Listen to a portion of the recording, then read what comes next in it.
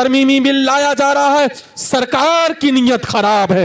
वक्फ तरमीमी bill के जरिए से मुसलमानों को परेशान करना है और कोई और मकसद नहीं है। जो मुद्दा है सरकार का उस पर वो नहीं चल रहा है। विकास मुद्दा है, वो विकास नहीं करना है, बल्कि मुसलमानों पर जुल्म बर्बरियत का पहाड़ तोड़ा जा रहा है। ये हमारी और आपकी कमजोरी की वजह से ऐसा हो रहा है। नौजवान साथियों, बुजुर्गों, अगर हमारा ईमान मुकम्मल होगा, कामिल होगा, हम 5 चीजों के फॉलोवर्स होंगे, इंशाअल्लाह हमारे ऊपर कभी वक्त नहीं आएगा, बल्कि वक्त हमारा आएगा अगर हम इन 5 चीजों पर अमल करने वाले बनेंगे इंशाअल्लाह। ये चीज पढ़ते हैं, वही ताइज ज़कात, ज़कात का देना इस्लाम की 5 बुनियादी रुकनों में से तीसरी चीज है। ज़कात देना, अगर आप साहिब निसाब हो, आपके ऊपर ज़कात है। हमारे हिंदू भाई पढ़ते हैं तृतीय वेस्तु दानम विच्चता, तीसरी चीज दान करना, लोगों को बांटना, लोगों को देना। और हर हम चौथी चीज पढ़ते हैं वह सौमी रमजान, अभी रमजान जो हमारे सामने से गुजरा उसके रोजे रखना। इस्लाम की 5 बुनियादी रुकनों में से चौथी चीज है रमजान के रोजे रखना। और हमारे हिंदू भाई की किताबों में लिखा चतुर्वेस्तु व्रतधारी, चौथी चीज भूखा रहना, उपास रहना, प्यासा रहना। हम 5वीं चीज पढ़ते हैं वह हज्जुल बैती मन इस्तता इलैहि सबीला, अल्लाह ने पैसे से नवाजा है, रुपये से नवाजा है, तो आपके ऊपर हज है। हज ये भी इस्लाम की 5 रुकनों में से आखिरी रुकन है, हज करना। इसलिए जो हज नहीं करते हैं, जो साहिब इस्तिताअत है, जिसको अल्लाह ने नवाजा है, रुपये से नवाजा है, पैसों से नवाजा है, अगर वो हज नहीं करता है, कल क़यामत मैदान महशर के अंदर उसे भी कटघरे के अंदर खड़ा करके उससे पूछा जाएगा, साहिब इस्तिताअत थे और तुम हज करने के लायक थे, तुमने हज नहीं किया। नौजवान साथियों, बुजुर्गों, इस्लाम की ये 5 बुनियादी रुकने हैं और हमारे हिंदू भाई के यहाँ 5वीं चीज, आखिरी चीज है क्या? क्या सनातन धर्मम पंचम वेस्तु एकम ब्रह्म द्वितीय नास्ति नास्ति किंचन द्वितीय वेस्तु षष्टांग कर्तक तृतीय वेस्तु दानम विच्चता चतुर्वेस्तु व्रतधारी पंचम वेस्तु तीर्थ यात्रा कर्तक गंगा जले भविष्यते। ऐसी जगह का सफर करना, ऐसी जगह का यात्रा करना जहां गंगा जल मौजूद हो।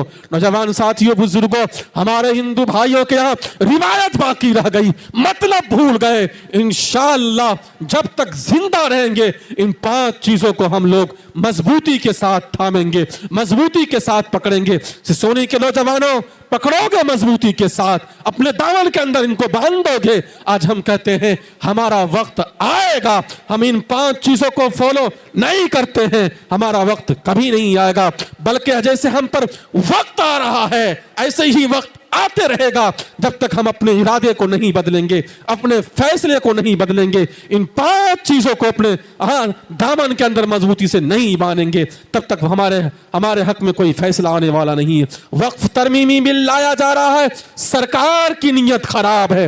वक्फ तरमीमी बिल के जरिए से मुसलमानों को परेशान करना है और कोई और मकसद नहीं है। जो मुद्दा है सरकार का उस पर वो नहीं चल रहा है। विकास मुद्दा है, वो विकास नहीं करना है, बल्कि मुसलमानों पर जुल्म बर्बरियत का पहाड़ तोड़ा जा रहा है। ये हमारी और आपकी कमजोरी की वजह से ऐसा हो रहा है। नौजवान साथियों, बुजुर्गों, अगर हमारा ईमान मुकम्मल होगा, कामिल होगा, हम 5 चीजों के फॉलोवर्स होंगे, इंशाअल्लाह हमारे ऊपर कभी वक्त नहीं आएगा, बल्कि वक्त हमारा आएगा अगर हम इन 5 चीजों पर अमल करने वाले बनेंगे इंशाअल्लाह। हाथ उठा के बतलाइए इंशाअल्लाह। हाँ नौजवान साथियों, बुजुर्गों, अल्लाह तबारक व तआला ने कहा वक़ज़ा रब्बुका अल्ला ताबुदू इल्ला इय्याह, अगर इस धरती पर, इस पृथ्वी पर अगर किसी की इबादत की जाएगी तो सिर्फ मेरी इबादत की जाएगी, मेरे अलावा किसी और की इबादत नहीं की जाएगी। और दूसरे नंबर पर अगर आप सच्चे पक्के मोमिन हो तो नौजवान साथियों सुनो, सोने के नौजवानों, मोहम्मद रसूलुल्लाह सल्लल्लाहु अलैहि वसल्लम के तरीके को अपनाना पड़ेगा, जिसके बारे में वेदों के अंदर लिखा नराशन सुवाजिन वाजिन 6 दिवीर पुरुषन सुमिनेरी में है रथन दुर्गा वस्तवा सुधानवा। मोहम्मद रसूलुल्लाह क्यों आए? आने का रीजन क्या था, आने का मकसद क्या था? मोहम्मद रसूलुल्लाह इसीलिए आए ताकि एक दूसरे के अंदर मोहब्बत पैदा हो, उल्फत पैदा हो, आपस में इत्तिहाद इत्तिफाक वाली जिंदगी गुजारने वाला हम लोग बन जाए। लेकिन नहीं, अगर समाज में देखा जाए, मोहल्ले में देखा जाए, गांव में देखा जाए, हर व्यक्ति हर शख्स दूसरे शख्स से परेशान है।